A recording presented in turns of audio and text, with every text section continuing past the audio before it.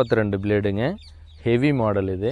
இதில் என்ன ஒரு ஸ்பெஷல்னால் ரிட்ஜர் செட்டப்பு செட் பண்ணியிருக்கோம், அதுதான் இதில் மெயின். இதில் முன்ன ஸ்பெசிஃபிகேஷன் நான் அந்த ரொட்டோவேட்டரை பற்றி ஃபஸ்ட்டு சொல்லிடுறேங்க. இந்த ரொட்டோவேட்டர் ஹை கிளியரன்ஸ் மாடலு. இது 42 பிளேடில் ஹை கிளியரன்ஸ் மாடல். இது வெயிட் பார்த்திங்கன்னா ரொட்டோவேட்டர் மட்டும் ரிட்ஜர் இல்லாமல் 515 கிலோ வெயிட்டுங்க. அதே மாதிரி கேப் பார்த்திங்கன்னா 4.5 inches gap blade to frame வந்துடும், அந்த கேப் கிடச்சிருங்க. அதேமாதிரி பைப்பு பார்த்திங்கன்னா உங்களுக்கு 10 mm திக்னஸ் பைப்புங்க. இது 8 mm கிடையாது, 10 mm இது உங்களுக்கு. அதனால் எந்த ஹார்டான சாயிலாக இருந்தாலும் சரி, கல் பட்டாலும் சரி, எங்கேயுமே கிராக் ஆகிறதுக்கோ அந்த மாதிரி பிரச்சனையெல்லாம் வராது. ஃப்ளாஞ்சோட திக்னஸ் பார்த்திங்கன்னா 12 mm திக்னஸ்ங்க. இது மேக்ஸிமம் 11 mmல தான் இருக்கும். 12 mm திக்னஸ்ஸு. ஃப்ளாஞ்சு பெண்ட் ஆகாது. உங்களுக்கு L type blade, J type blade எல்லாமே போட்டுக்கலாம். இதில் ஒரு என்ன ஸ்பெஷல் அப்படின்னு பார்த்தீங்கன்னா, இதில் ஃப்ளாஞ்சில் கோமதி டைப் அப்படின்னு சொல்லுவாங்க. 46 mm டிஸ்டன்ஸு ஹோல்ஸ் உள்ள பிளேடும் போட்டுக்கலாம். 57 mm டிஸ்டன்ஸு சக்திமானுக்கு வேறு ரொட்டோவேட்டருக்கெலாம் வருதுங்க. அந்த மாதிரி பிளேடையும் இதில் யூஸ் பண்ணிக்கலாம், மல்டி பர்பஸ் யூஸ் மாதிரி. இதுலேயும் ஆயில் சீல் பார்த்தீங்கன்னா மெக்கானிக்கல் ஆயில் சீல் தான் யூஸ் பண்ணியிருக்கோம். அதனால் ஆயில் சீல் கம்ப்ளைண்ட்டுங்கிறது இதில் வராதுங்க. கியர் டிரைவிங்னால உங்களுக்கு நைஸு ஃபினிஷிங்கு எல்லாமே நல்லா வருங்க. உங்களுக்கு எல்லாமே சைடு டோர்லேயும் சரி, பேக் டோர்லேயும் சரி, டாப்லிங்லேயும் சரி நம்ம பிஎஸ் அக்ரோங்கிற லோகோ வந்துருங்க. பேக் டோர் பார்த்தீங்கன்னா இது 3.8 mm திக்னஸுங்க.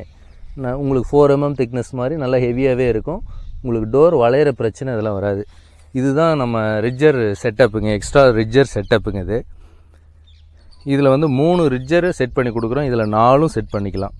இதில் என்னென்னா, இப்போ நம்ம தனியாக ஒரு உழவு ஓட்டுறோம், அதில் மறுபடியும் பார் ஓட்டணும் அப்படின்னாக்க கலப்பையை கழட்டி விட்டு மறுபடியும் பார் கலப்பை மாட்டி ஓட்டும்போது டயர் தர அந்த பிரச்சனைலாம் வரும். அதனால் அதெல்லாம் இல்லாமல் இருக்கிறதுக்காக இதிலே செட் பண்ணிட்டோம். இப்போ டயர் தர எதுவுமே வராதுங்க. உங்களுக்கு இந்த ரிட்ஜர் செட்டப்பே பார்த்திங்கன்னா, உங்களுக்கு வாய்க்கால் அகலம் அதிகமாக வேணும்னா இதை அட்ஜஸ்ட் பண்ணி பெருசு பண்ணிக்கலாங்க. வாய்க்கால் அகலம் கம்மியாக வேணும், கரையோட அகலம் பெருசாக வேணும் அப்படின்னா நீங்கள் அதுக்கு தகுந்த மாதிரி இதை அட்ஜஸ்ட் பண்ணிக்கலாம். எல்லா விதத்துலேயும் அட்ஜஸ்ட்மெண்ட் இருக்குங்க. டெப்த் வேணாலும் அட்ஜஸ்ட்மெண்ட் இருக்குது, இதுலேயும் அட்ஜஸ்ட்மெண்ட் பண்ணிக்கலாங்க. இது வந்து டிஸ்மேண்டில் பண்ணுறது ரொம்ப ஈஸிங்க. நீங்கள் ரொட்டோவேட்டர் ஓட்டிகிட்டு இருக்கீங்க, ரிட்ஜரு செட்டப்லேயே இருக்குது. நீங்கள் தனியாக ரொட்டோவேட்டர் மட்டும் ஓட்டணும்னு நினச்சிங்கன்னா 2 சைடும் 2 போல்ட்டு தாங்க. அப்படியே கழட்டி விட்டு நீங்கள் ரிட்ஜரை டிஸ்மேண்டில் பண்ணிவிட்டு நீங்கள் ரொட்டோவேட்டர் மட்டும் ஓட்டிக்கலாம். அதேமாதிரி அட்டாச் பண்ணுறது அதேமாதிரி ரொம்ப ஈஸியான வேலைங்க. இதனோட இந்த பைப்லாம் பார்த்தீங்கன்னா 6 mm திக்னஸ் பைப்பு, முறுக்காது, நல்லா ஹெவியாகவே இருக்குங்க.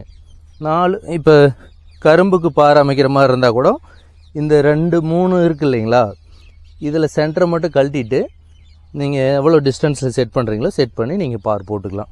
பார் போடுறது ரொம்ப ஈஸி பண்ணுறதுக்காக தான் இந்த மாடலே செட் பண்ணோம். நல்ல ரெஸ்பான்ஸும் நல்லா இருக்குங்க, நல்லா இருக்குது. என்னோட ரொட்டோவேட்டர் வெயிட் பார்த்தீங்கன்னா 515. இது ஒரு 65 கிலோ வெயிட் வருதுங்க.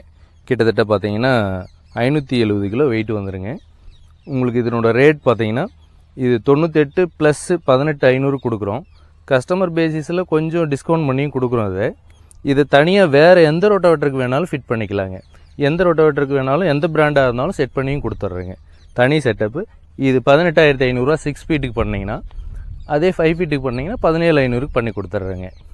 நீங்கள் இந்த பிராண்டு நம்ம பிராண்டு மட்டும்தான் மாட்ட முடியும் அப்படின்னு இல்லை, எனி பிராண்டு எனி ரொட்டோவேட்டர் நீங்கள் செட் பண்ணி கொடுத்துருவோம்.